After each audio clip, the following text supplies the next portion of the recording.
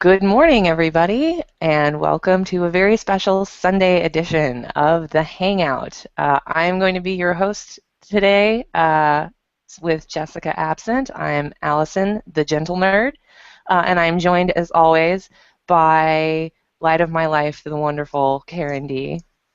Hi, you're so sweet. I love your intros. And the reason for our very special Sunday edition is that our guest is joining us all the way from the United Kingdom, the creator of Umbral and The Fuse, as well as Wasteland, Mr. Antony Johnston. Thank you so much for joining us. You're quite welcome. Good day to you. Good afternoon here. Okay. So I guess to start off, Antony, tell us a little bit about how you got into writing comics, because I know you have a background in both comics and in video games. What pulled you into doing the work that you're doing now? Wow. Well, I've always read comics, like my whole life. I literally, I was sort of leafing through comics even before I could actually read. One of my earliest memories is of my father reading a copy of a comic called The Beano, which is a children's anthology comic over here, when I was 4 years old. And obviously I couldn't read, but he was, I was looking at the pictures and he was reading it to me.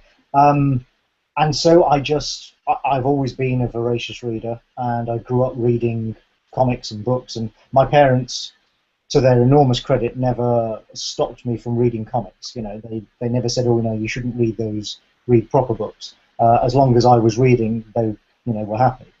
So comics to me was never something that I kind of got into it was never a decision, if you like, because they've always been there my whole life. And as I grew up, I realized that I love telling stories in one form or another. And I've written short stories and novels and stuff, but comics has always been my first love. And so, when I became serious about becoming a fiction writer, comics was the medium I sort of naturally gravitated towards. So when you were growing up, were there any genres that were your favorite out of the comic books? Ones that you... Sci-fi bull stuff. Sci-fi war, fantasy, all the usual action adventure stuff. That's how I like to describe most of my output. Most of my own fiction work is action adventure stuff. Now that can take a great variety of forms, but it is all generally, sort of exciting stuff, rather than slice of life, character studies, modern literature type stuff, which I have no problem with, but it's not my forte, and it's not what I enjoy writing. I definitely picked up on that because, Umbral, for example, it has the fantasy, it has the mythological feel, it has humor, it has mystery. I guess for me, I was just wondering kind of what were your inspirations for Umbral, because I can see there's a lot of influences. Yeah, there are a lot. The primary influences are things like movies like The Dark Crystal and Labyrinth, which I'm a huge fan of. I have, the DVD box set, special edition of Dark Crystal, and I rewatch it every couple of years. I love that movie. Tolkien, of course. Also, I don't know if you're familiar, a Warhammer fantasy roleplay, which is Warhammer, I'm sure you do know, is Games Workshop's fantasy and science fiction universe. And I was very heavily into role-playing as a teenager, and I still love it now, but I was really into it when I was younger. Nerd. I actually wrote, my first professional writing gigs were writing for role-playing game magazines and writing role-playing supplements. And one of the universes that I loved, one of the games I loved, was Warhammer Fantasy Roleplay, which is a very low fantasy, as opposed to high fantasy. Very sort of, grim and gritty and dark, and everybody's kind of underpowered, and the struggle's all a bit desperate, and the bad guys are generally humans who are just bad people, or creatures that have been warped by chaos. It's kind of Lovecraftian in a way. So there was that. Lovecraft himself, I'm a big fan of. Fritz Lieber's Farford and the Grey Mouser fantasy books, which are also kind of low fantasy. I've had a couple of ne'er-do-wells, thieving and freebooting and stuff. So yeah, all of these things, and Chris's artwork. One of the things about Umbral is that Chris and I obviously created Wasteland together, and then he went off to do other things, and then we kind of got back together and said, okay, let's do another book. And the thing is that Wasteland is a vision I'd had since I was a teenager. That was very much Chris drawing the sort of book that I wanted to see. So for Umbral, even before we knew what it was going to be or the title or anything, I just said to him, what do you want to do? What do you want to draw? And so we talked about that a lot, and obviously I know Chris very well, we're good friends, so I know the kind of thing he enjoys drawing. So whereas Wasteland was me writing what Chris wanted to draw, Umbral is very much me, Wasteland was Chris drawing what I wanted to see. Umbral is very much me writing what Chris likes to draw and what I know he loves to draw. So that is actually an influence on the style of story as well, because I know Chris loves doing these weird, dark, grotesque fantasy stories with strange, shadowy monsters and big teeth and all that stuff. He loves doing that, and so that did dictate what the book became and how the story developed quite a bit. I love the way that he'll draw like movement with like Rascal's hair and the dresses. I mean, it's gorgeous. It is. Rascal's hair is very much like, you guys are probably too young to remember this, but when Michael Keaton played Batman, they made a big deal out of the fact that his costume had several different capes of different lengths according to the shot. So when he was leaping from building to building, they'd have an extra long cape. It was like 20 foot long. That's kind of what Rascal's hair is like in Umbral, really. It seems to change length to suit the occasion. I love it. I really love when a female character's hair goes nuts to suit the occasion, because, I mean, we both read Captain Marvel, and her hair can't be consistent from panel to panel half the time, so... Yeah. That's okay, we love that. So Rascal is, for those who aren't familiar, Umbral follows a girl named Rascal, and she's funny, she cusses like a sailor, she's really relatable, and she lives in a world where magic and religion are illegal and science and magic are on opposing sides. So you mentioned that, you're writing what Chris wants to draw. Kind of how did that come about with science and religion, or not science and religion, science and magic being on opposing sides, and then magic and religion being illegal? And 'cause that's very interesting. I think that just came out of me wanting to do something interesting. That wasn't so much from Chris's visuals, but once we decided that we were going to do a sort of dark fantasy, I thought, okay, well, how can I make a dark fantasy that's a bit different, that's interesting, that'll keep our interest, and try and do something that I haven't seen before. And one thing that I've never seen, and maybe it's been done and I just wasn't aware of it, but I've certainly never seen it, is a fantasy world where magic is actually illegal. And we see lots of fantasy worlds where magic is forgotten, where there was a time of wizards long ago, but now they're all gone, and Umbral isn't that. It's just that magic, it will get you clapped in irons if they see you practicing it.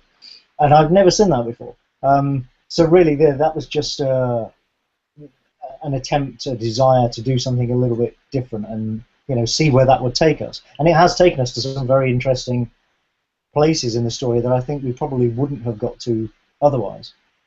Mm-hmm. And the story between the two brothers who ruled the different lands, and then the third brother who, with the underworld and stuff. It's very... That's pretty... I love that stuff. Yeah. Well, as Provost Monty says as he's recounting the tale, but there was a third brother, isn't there always? That was my favorite line. Yeah, isn't there always an evil third brother? Mm-hmm.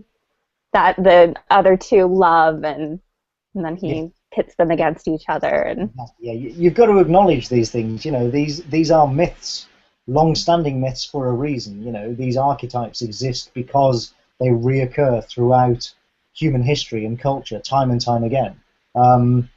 So I think you have to kind of just acknowledge that. You know, you have to hang a lantern on it, as they say in Hollywood, and just sort of admit, yeah, you've heard this one before, but it's still interesting.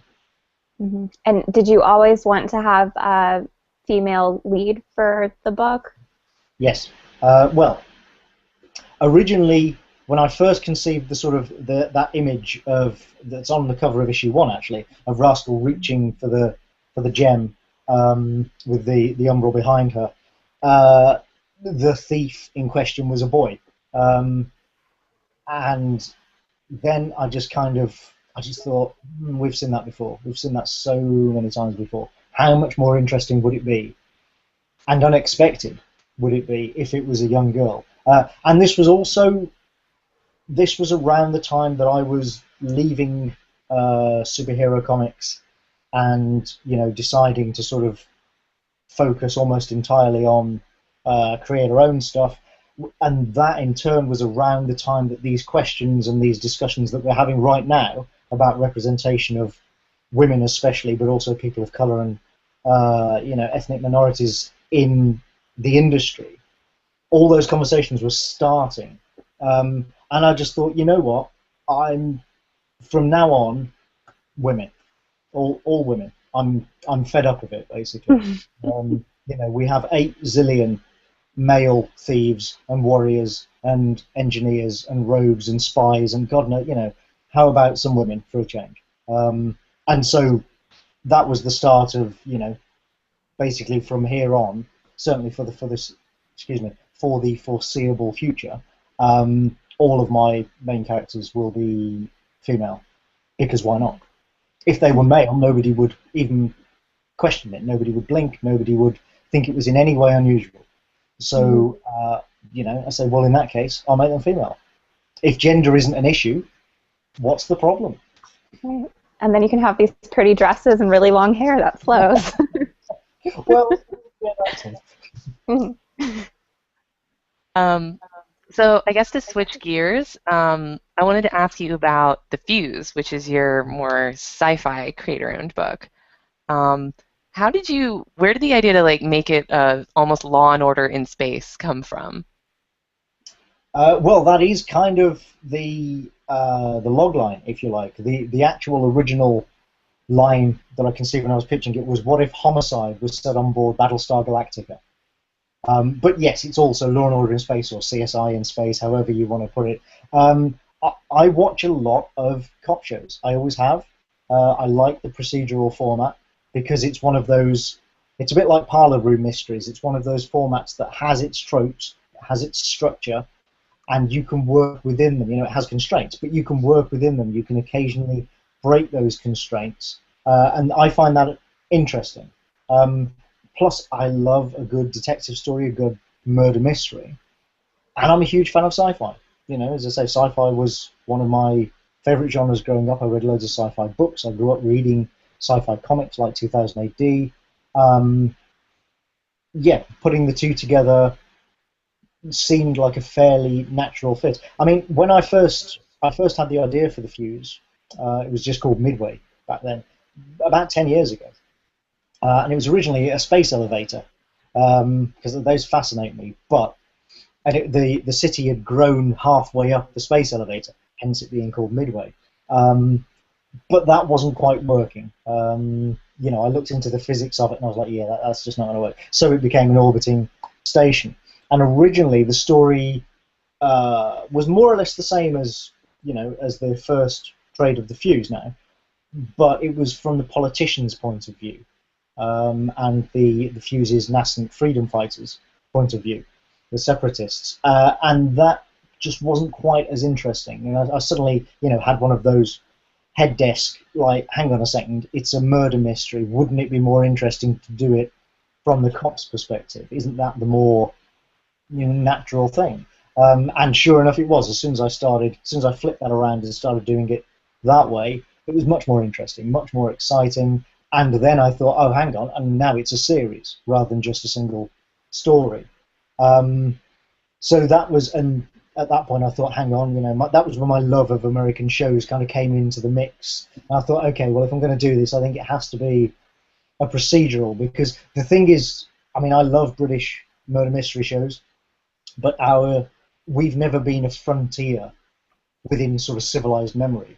We've never had frontier towns over here, whereas, of course, in the States, the first 200 years of your history were all about the frontier and frontier towns, and I felt like The Fuse, well, what sort of city would this be? Well, it would be a frontier city. It would be a young city that's still learning how to govern itself and trying to get independence from Earth, and a bit lawless, probably crime-ridden, etc., etc. And so I wanted to combine the feeling of a frontier city with the very heavily romanticized vision of sort of 1970s Manhattan that you get from all the 70s movies set there, with the murder mystery and the sci-fi aspects, and it all kind of came together, really. I'd never even considered sort of like I love Westerns, like I love frontier stories, and for some reason it just completely skated past me that this was a frontier story. So well, I mean, awesome. It's not a Western per se. I've written Westerns, and something like Jay Farber's new book, Copperhead, is much more sci-fi Western. That is much more sort of, Firefly. I don't necessarily mean in the aesthetic, more like in the structure, like the story, like just the idea of trying to tame this, wild town and the fact that it's sort of struggling. Exactly, yeah. It's not a Wild West story, but yes, it has those elements of, well, this is a very young town. We're still trying to figure out our laws and how we do things here. I find that very interesting. I wanted to ask, and this may just be me being weird, but I noticed that a lot of the characters are drawn really, really, really pale. Is that supposed to be a lack of exposure to natural sunlight thing? Like, is that an intentional decision? Yes. Okay. It actually started as a happy accident. Shari Chankama, our colorist, originally colored Clem a bit kind of rosy-cheeked and sort of, frankly looking a bit too healthy. And I was like, bear in mind, this is an old Russian woman. She's probably, got that kind of pale Russian quality. And then when it came back, Shari had gone completely the opposite direction. It really swung to the other extreme. But I looked at it and I was like, oh, that's great. She's been in orbit for like 40-odd years. Mm-hmm. Of course she's going to be very pale. And so, yes, from that point it became a story point, and that's why her son Leo is also very pale, and some of the other long-term residents are. But it started out, as just one of those lovely happy accidents that you get through collaboration. Mm-hmm. And it adds that element where I can be like, oh, that person's been in orbit for a really long time. I wonder kind of what their story is. Yeah, and they all have a story. And you were talking earlier about like your relationship with your artists and how sometimes your artists are taking your lead and sometimes you take their lead.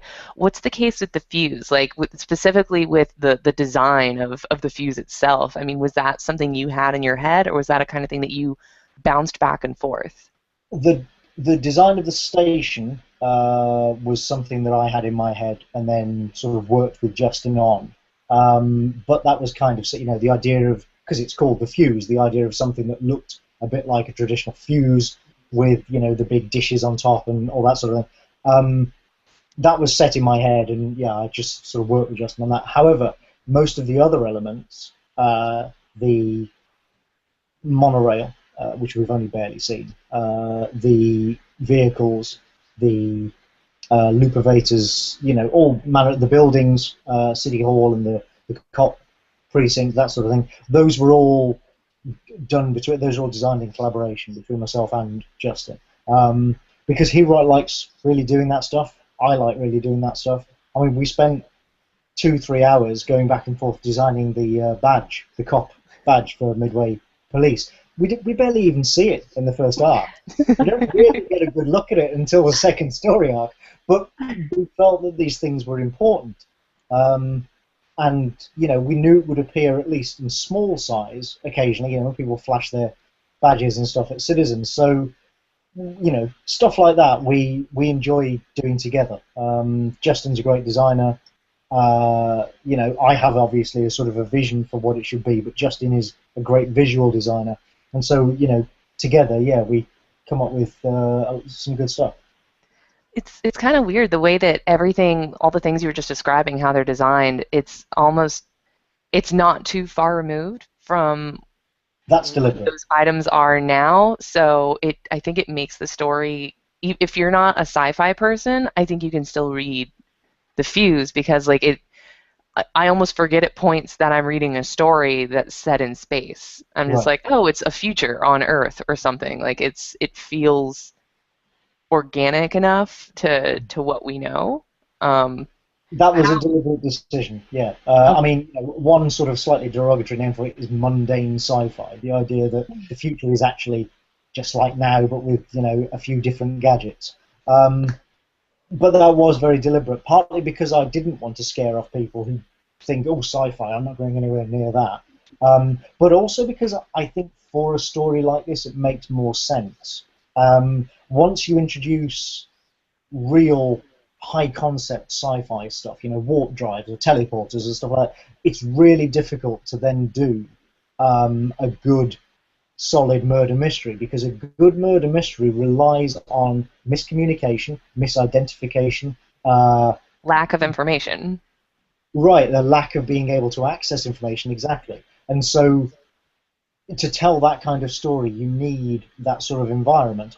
Um, and so it all just made sense to have it be more of a kind of, I like to call it lived-in sci-fi, which I'm always a big fan. I mean, I love big high concept stuff as well, but generally my favorite sci-fi stuff is lived-in sci-fi. Like my favorite sci-fi movies are things like Blade Runner, Escape from New York, Moon, and movies like that where the technology serves the story. The story isn't sort of all about whiz bang, as I say, teleporters and ray guns and lasers. There are no psi powers in The Fuse.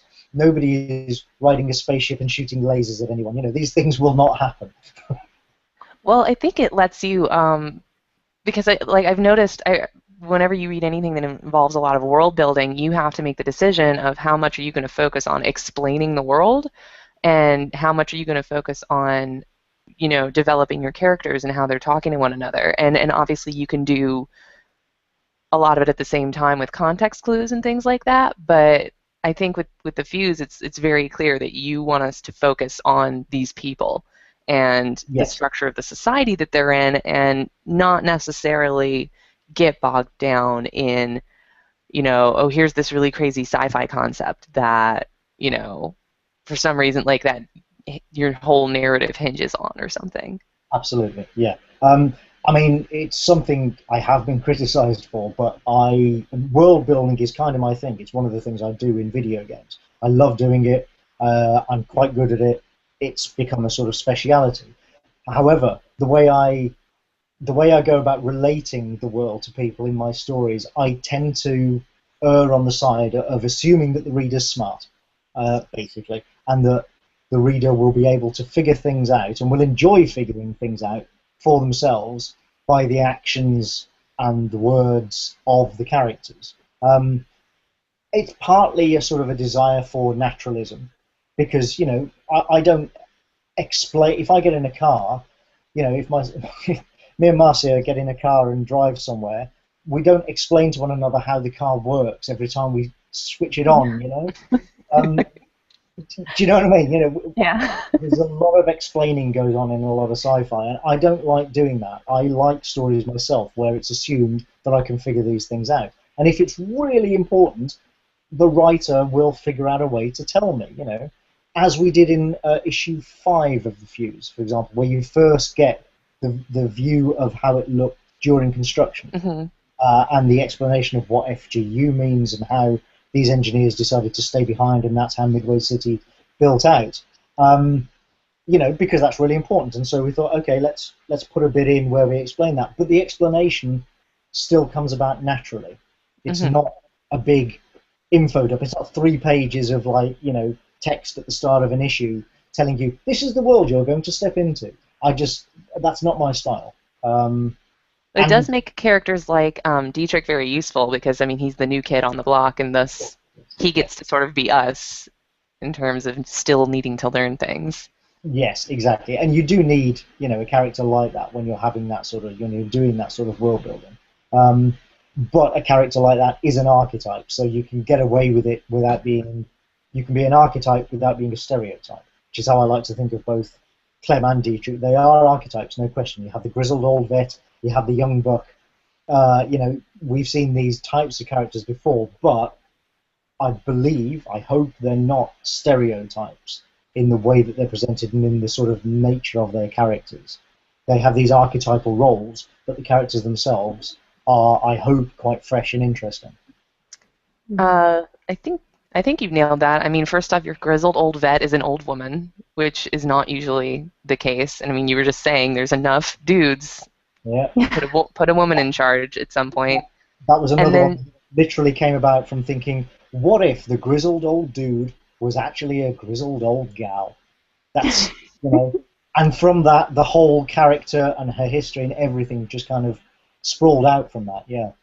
and then your young buck. Usually, like the young buck character is like I think about Men in Black, where Will Smith is the one shooting off all the jokes and da da da da. And Dietrich is not very funny. Like he's very kind of No, he's very dry. He's very straight-laced.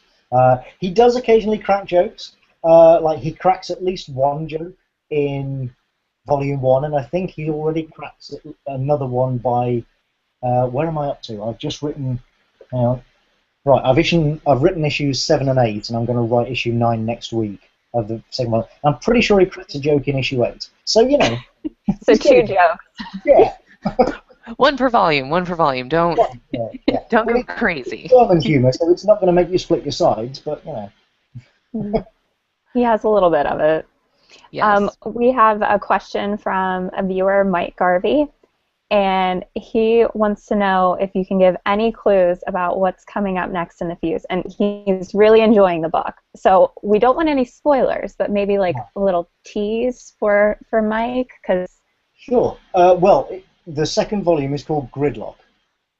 And gridlocking is an illegal sport where gridlockers, racers, get on modified magnetic maglev scooters and race across the vast solar dish arrays of the Fuse, using the sort of steel struts of the solar dish to race on with these maglev scooters.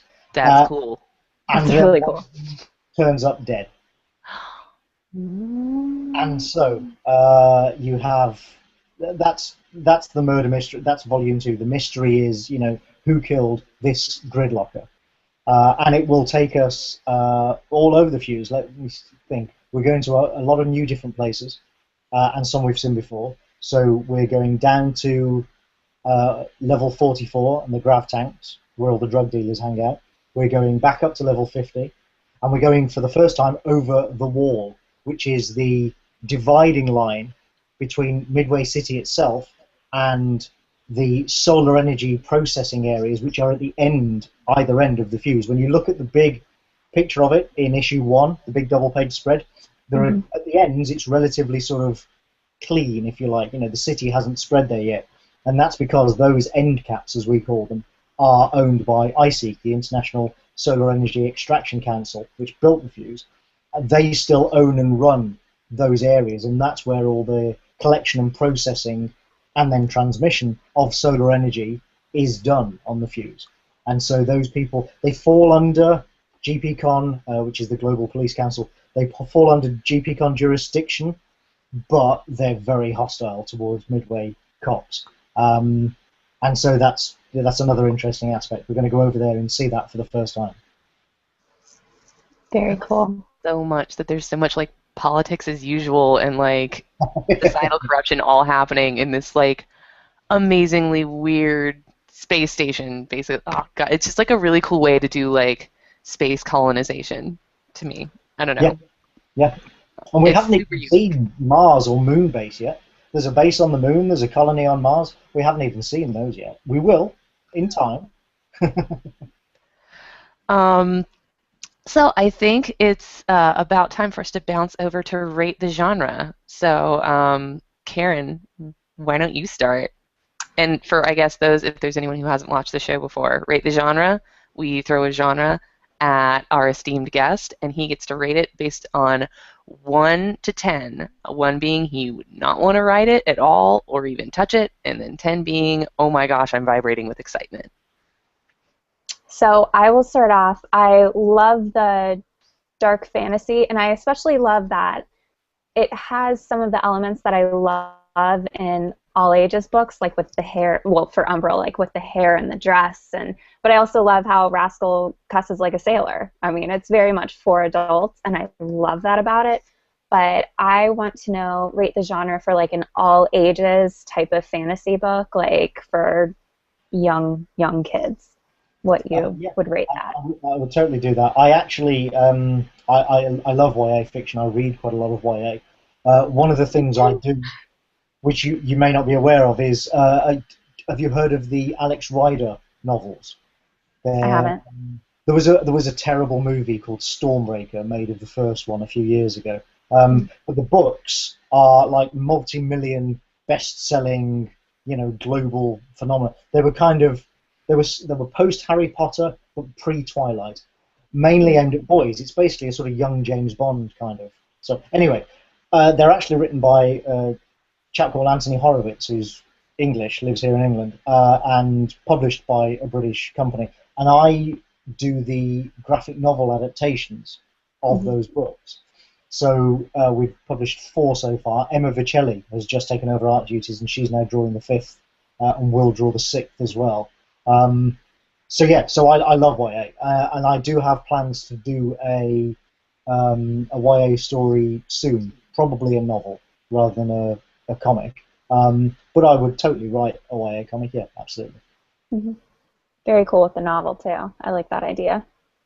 Yeah, well, my lit agent keeps on at me to write another novel, so And young adult fiction is super popular, which is I love. I mean, by the time I get round to it, it'll probably, knowing my luck, the bubble will burst, and it'll be on the decline again. But I don't care. I mean, as I say, I was reading YA as an adult. I was reading it long before this sort of bubble started to take shape, because I think a lot of it is really good. And one of the things that I like about it is that it unashamedly has a plot.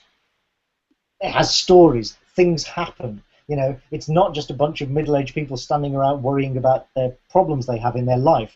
These are adventure stories, and that's what I love reading. That's what I love writing. So, YA was kind of, when I realised that, when I rediscovered YA as an adult, and realised, hang on a second, these stories have plots, and they're not ashamed of it. It was kind of a revelation. It was. I think you can probably see actually there. These are the Garth Nix Lirael books. If you've read those, I highly recommend those. They're it's a very sort of strange, dark fantasy thing about a woman who can go into the netherworld and find the souls of the dead, and it's all very strange. It's great. Oh, I love it. I'm gonna literally get on Amazon right after this. Nix is the name of the author. Nix. Nix. Okay. How about horror, and any kind of horror? Psychological. Actually, you know what? Psychological horror specifically, because that's what I like the best. Right. Okay. Excuse me. This shows, sort of how many people aren't familiar with my earlier work. I've probably written more horror than any other genre, both psychological and physical horror. I actually was worried early in my career that I would get typecast as a horror writer, that all people would think of me was as a horror writer. So yes, I have no problem with horror whatsoever. And I love psychological horror. As I said earlier, I'm a huge Lovecraft fan. So psychological horror and, sort of the mental aspects of horror and the unseen versus the actual monster. Right. And suspenseful terror, if you like, is, I love it. I mean, in games, I love survival horror, and one of the things that marks survival horror games out from a lot of horror games is that they are more about suspense and feelings of terror rather than sort of gross out, blood-filled monsters or, killing 100 zombies and stuff. So yeah, absolutely. I am, once again, I am planning a psychological horror book, which I don't want to say too much about it because I don't want to jinx it, but I hope to do sometime in the next year or two an Image that will be a sort of just a closed mini-series psycho horror book. So yeah, keep an eye out for that. Very exciting. All right, so next up, we had a guest, Shawnee Williams, on here, and so we always tag his name with this because it's a genre that we love to ask, but we had never thought about it. So, erotica. Well, The drink a lot. I haven't written erotica in the sort of classical sense. However, I was involved in a very, very short-lived venture from Avatar Comics, which was it was licensing the Vivid line of porn movies and videos and stuff. Yeah, I know. And basically licensing their characters, that is, the ladies involved, the stars, as in these stories, but they were, again, adventure stories that just happened to... There was myself, Stephen Grant wrote another one, and somebody else whose name escapes me. And we approached it, basically, imagine if they were superhero stories, but instead of having fights, they had sex all the time. Instead of punching one another all the time, they were constantly having sex. That was kind of how we all approached it. I think Stephen Grant's actually was a sort of noir thriller. But again, instead of sort of having a fist fight or something, they would have sex. And one of the ones I did with using Jenna Jameson, actually, was a sort of Red Sonja style fantasy thing. But yeah, again, instead of sword fights, they would have sex. So That's awesome. it literally ran. They published one issue. I don't think they even ever published a second issue. How long ago was this? Oh, maybe 10 years ago, maybe more. The world's changed since then. It might be a little bit more. I think the stories would all be very different now as well. The thing is, if I was going to do something like that now, honestly, I would get in a whole raft of female creators to do it, rather than guys, and I think that would actually probably be much more successful. If you ever wanted to, contact Becky Cloonan. Oh yeah, no, I know Becky very well. Don't worry. Yeah. Becky and I have a shared love of metal, so yeah. Yeah. Well, riffing off of what you were just talking about, how much do you enjoy just doing straight up superhero stuff? It depends what you mean by straight up. If you mean sort of Superman style, very bread and butter superheroes, I just don't find it interesting. And there are many other people who do, and I'm quite happy to let them do it, frankly. I don't mind superhero stuff with a bit more grit. I mean, I did a short stint on Daredevil, co-writing it with Andy Diggle when he took over from Ed Brubaker. And that was, I enjoyed that because at the time, this was before Mark relaunched it, at the time it was still very much a noir crime book that just happened to feature a guy in tights.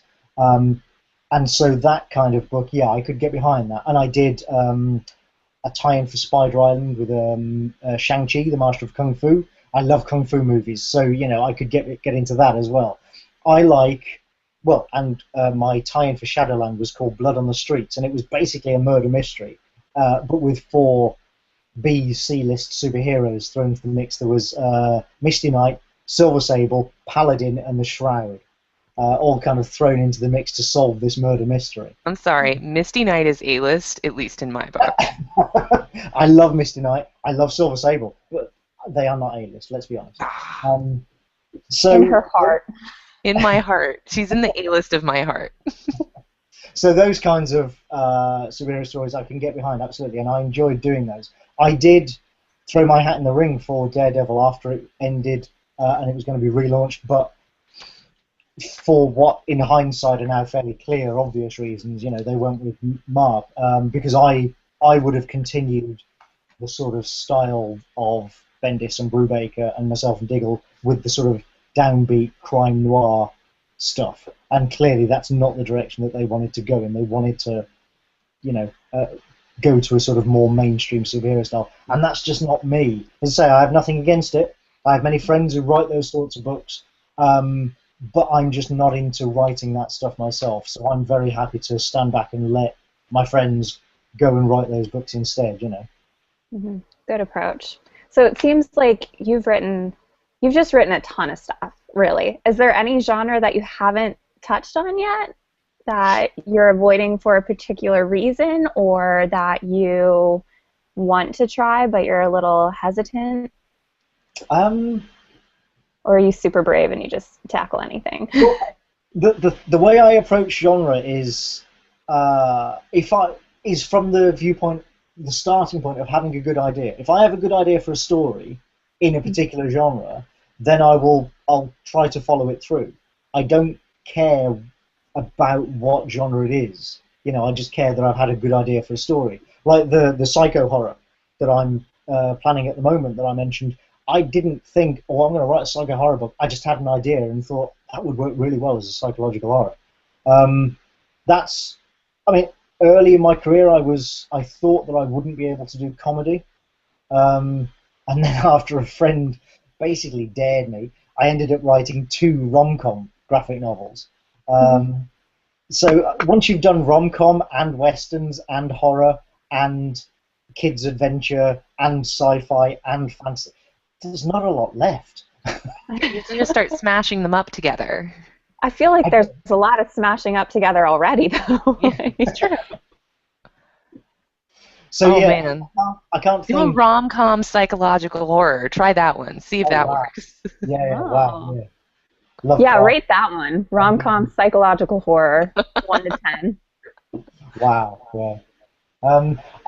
Yeah, I can't think of anything that I'm sort of actively avoiding. I don't know. Maybe afterwards I'll think of something. But I have written a lot of different genres. Yeah. So yeah.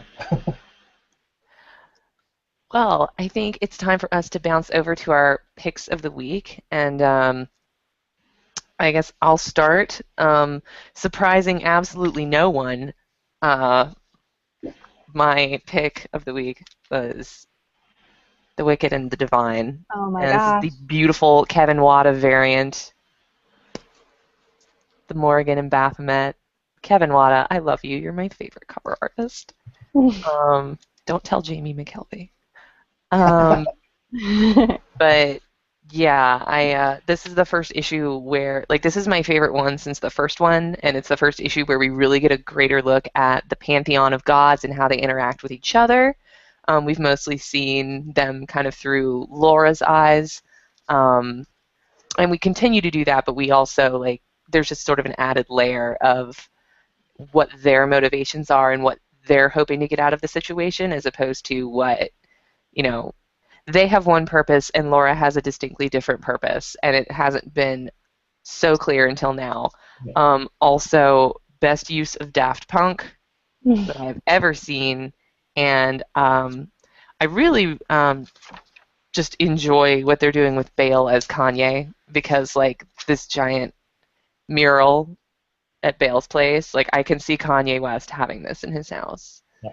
So, and then Yeah. also, oh, I'm sorry, Anthony. I was just going to say, Kieran did say that I haven't read issue 4 yet. I'm terribly behind in my reading, but I saw Kieran just the other week, and he did say that issue 4 is basically the issue where finally they tell us what the story is about. It very, very much is. Up till now, it's seemed like it's only oh, it's a murder mystery. This person was killed, and they think Lucy's responsible, and Laura's trying to find out the truth, and then it turns out the rest of the pantheon is oh, no, no, no, no. This is a completely different thing that we're doing right now. So, and we're closing in on the end of the first arc, and just, it's a beautiful book. I love everything about it. I have a lot of feelings about it. And then also, on the spooky end of the spectrum, we were talking about a Daredevil earlier. This book scared the pee out of me. Creepy children are in all horror. I like getting scared by horror, but creepy children are the kind of horror that messes me up. I used to watch stuff when I was younger, and then I'd have to throw my dolls in the closet because I was afraid they were going to come to life and kill me or something. Yeah. So Wade and Samney do something very they start something super freaking spooky with this issue. And they also trick you. They make you think the issue is about one person, and it's like, oh no, creepy things. Oops. So, yeah. Karen, what were your picks for last week? Um, so I loved Oddly Normal. I was really looking forward to it, and it's about this girl who is half witch, and her mother is one of the Wicked Witches from the Oz series. So she doesn't melt in rain, but it hurts her. So she's walking home in the rain and then just ow, ow, ouch, ow, ow. She's adorable. This is very much like she doesn't fit in. Kids bully her. Her parents kind of make her have a birthday party, and she invites everyone from school, and no one shows up. And she, is making a wish, and she's 10 years old, so she's just mad at her parents for, even attempting to throw her a birthday party, and they're just so positive all of the time, and it just gets on her nerves. So she makes a wish that she just wishes that they would just disappear. And she runs out of the house, and then her house and her parents disappear.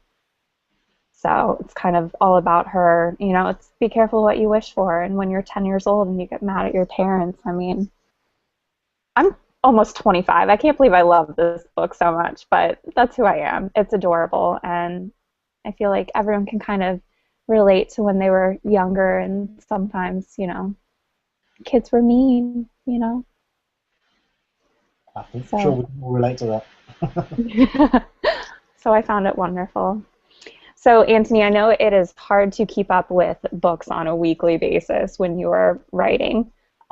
So what is your favorite book, or a book that you recommend, a book that you think everyone should be reading or should have read? I am terribly behind. I think I'm at least 2-3 weeks behind on most books at the moment. However, now that while I was thinking about this, and I thought, hang on. One thing I did read recently, bless him because he sent me a copy, was a book I mentioned earlier, Jay Farber's Copperhead, issue 1. Issue 2 is due to come out soon. Issue 1 came out a week or two ago. As I say, I haven't read the issue yet, but Jay sent me a PDF because we were on a panel together at Emerald City. I've known Jay for many years. He, bless him, when I was just starting out, asked me to do some stories for his old Noble Causes series at Image. And we were, and he works mainly in TV now, I believe. And we were getting ready to go on to this panel at Emerald City, and he went, by the way, you do know I'm doing a sci-fi cops book as well. And I was like, and like, so is Kieran, and like 2 more have been announced since. Suddenly sci-fi cops is a whole genre in its own right. It wasn't 10 years ago when I was planning The Fuse, let me tell you. So, but anyway, luckily they are all so different from one another that that it's fine. But Copperhead 1 was excellent. I've deliberately asked for like no spoilers. I don't know where the story's going. I don't know what happens in the rest of it, but I really enjoyed the first issue.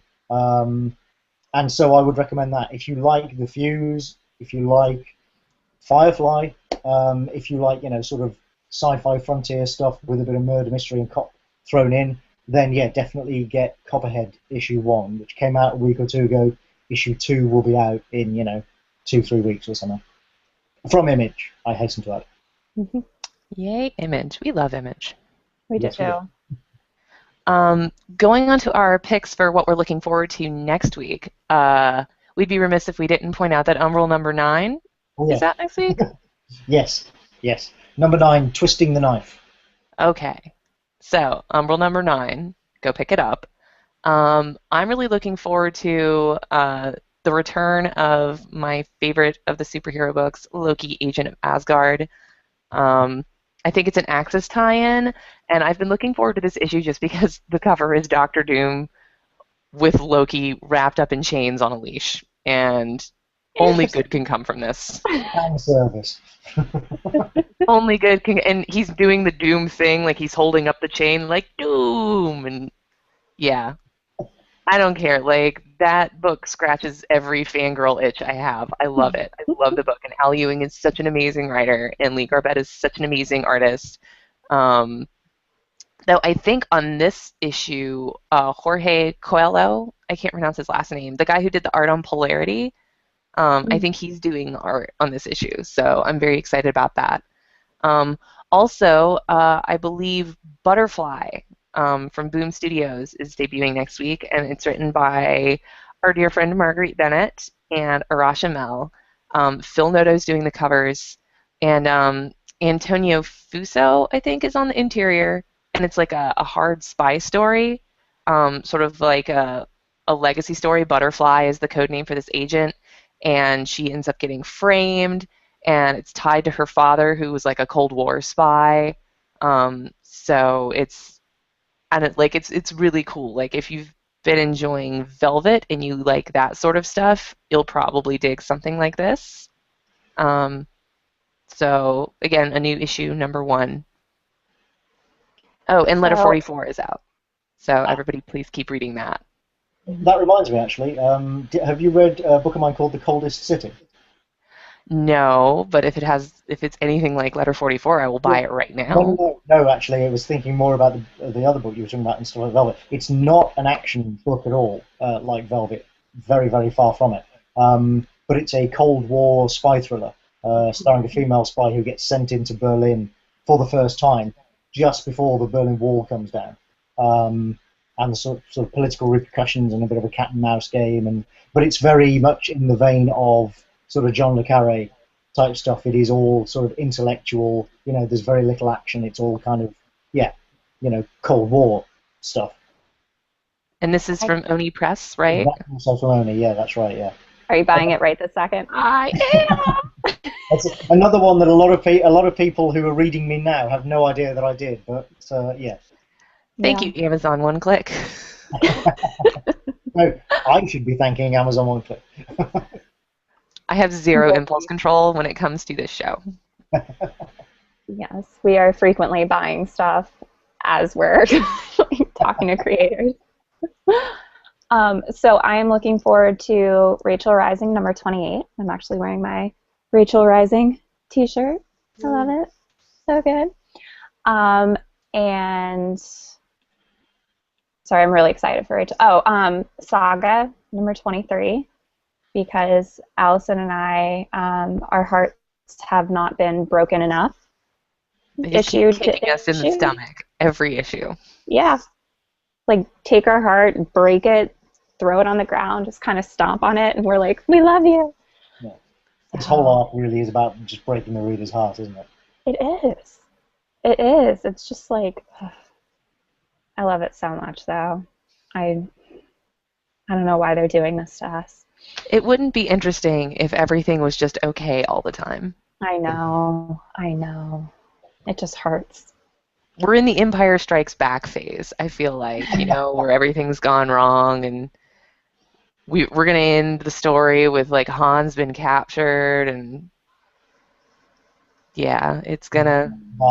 And 3PO's in bits, and yeah. Yep.